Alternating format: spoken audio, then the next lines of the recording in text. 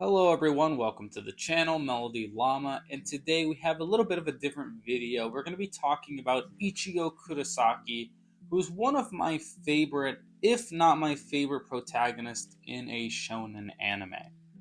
As a series, I think I'm comfortable in saying that Bleach is my least favorite out of like the core anime being Naruto, Dragon Ball, and Bleach. I've never watched One Piece, but out of those three, I would say that Bleach is my favorite. However, I found myself connecting to and liking Ichigo a lot more than I did, say, Naruto and Goku. But why is that? We're going to get into that right now. The first thing we want to understand that as far as Ichigo goes is what kind of character is Ichigo? And the way I see it, he is kind of your hero archetype, right? Like Shonen doesn't have this often. They typically go for the warrior type, the battle type. That's like Goku. That's Naruto, obviously. I can name a couple others like Baki and stuff like that. They typically just want to fight or become the best at something. Gon is another example in Hunter x Hunter. Bleach is Ichigo just does not follow that structure. One of the things that makes Ichigo great and makes him stand out is his motivations and the type of character he is, right? He's not your type of character that's like overly enthusiastic or overly energetic and like eats an entire table of food like Naruto or Goku or Luffy. He doesn't do any of that. He's a lot more laid back, he's a lot more chill, and especially for when Bleach came out, he stood out amongst his peers. One of the common criticisms I see about Ichigo is that he has no goal, right? That his goal is basically just to protect people. And I think that that is a shallow way of looking at it. I think that it is something that tells me you're not that invested in the series and you haven't actually dived deep into Ichigo's character. If we want to break everything down to, its bare bones, you could just say that Goku has no motivation because he just wants to fight, or Naruto has no motivation because he just wants to become the Hokage. There's a reason he wants to become a Hokage. There's a reason Ichigo wants to protect people. There are other nuances that go into their goals. I think the most important event for Ichigo is obviously losing his mother. When he lost his mother, it clearly did something to him. It made him feel like he has to save everyone. And that's one of the interesting things about Ichigo. A lot of superhero type characters, they will want to save people because it's the right thing to do or because they want them to feel great.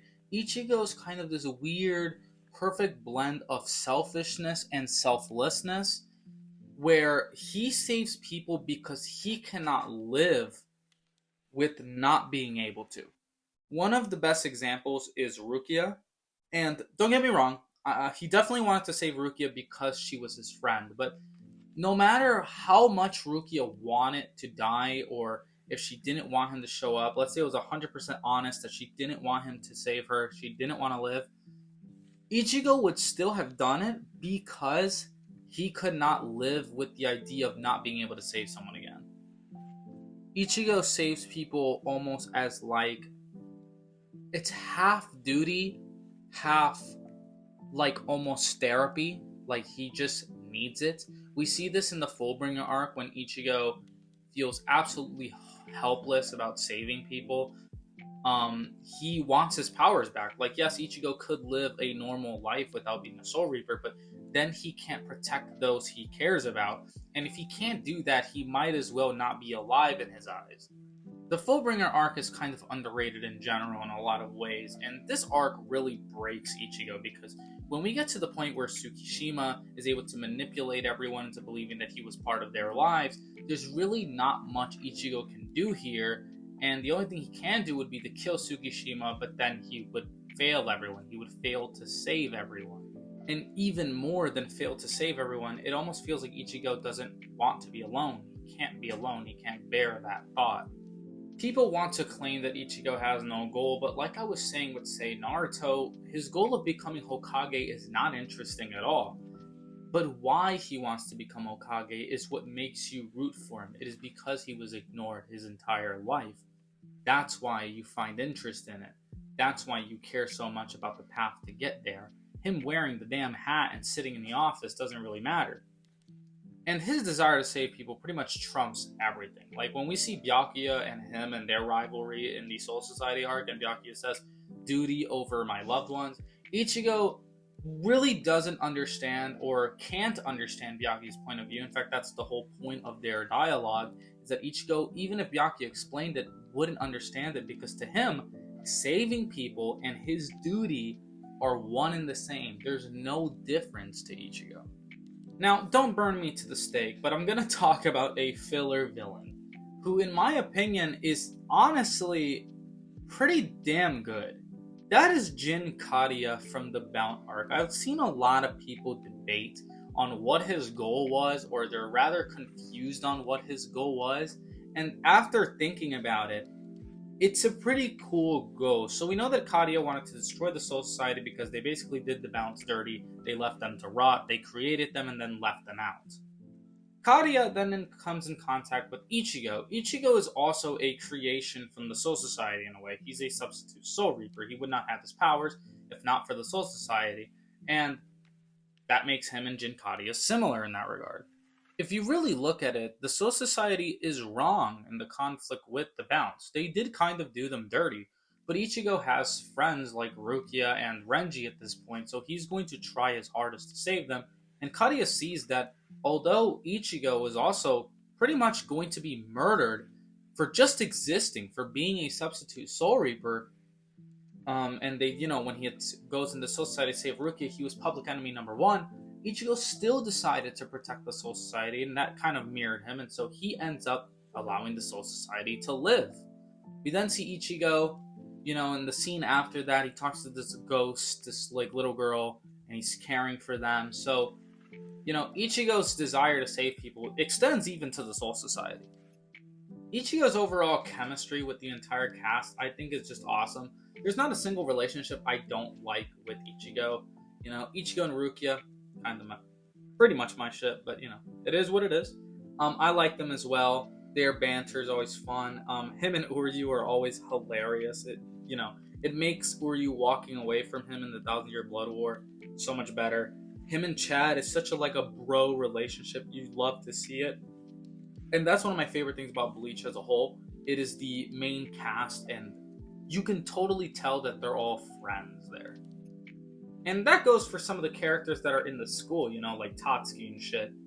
It helps you relate to Ichigo more when you're actually seeing how much he cares about all these people. It makes you want to follow his goal of protecting people more.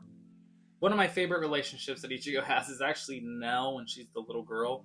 I found every scene to be hilarious. Nell is just so stupid, but it's awesome. And Ichigo quickly cares for her as well. I think once you break off from the surface, you can see that Ichigo's a lot more deep than he seems. One of his most popular fights is against Ulquiorra in the Arrancar arc. And in the Arrancar arc, the arc has a theme about dealing with his instinct, dealing with the fact that he's trying not to give in to being a hollow. And in the face of Ulquiorra, who is basically this nihilistic, despair-ridden being who absolutely destroys him, kills him pretty much, he does give in to the hollow within him. He fails. Uryu gets hurt. He kills Ulquiorra pretty fucking mercilessly. And it affects him. We get to see Ichigo go through the motions, go through that pain when he fights Aizen for the first time. Not the first time in the Soul Society arc, but the first time in the Arrancar arc. He can't do anything. He's completely defeated, and his dad is the one who has to snap him out of it. So clearly, he's traumatized by it. And he's willing to sacrifice the one thing he wants most or cares about most, which is saving people. Well, not saving people. He's sacrificing his powers just to save people in this very moment. But, it's a lot of growth. At the start of the series, we see that Ichigo doesn't really want to see spirits or anything like that.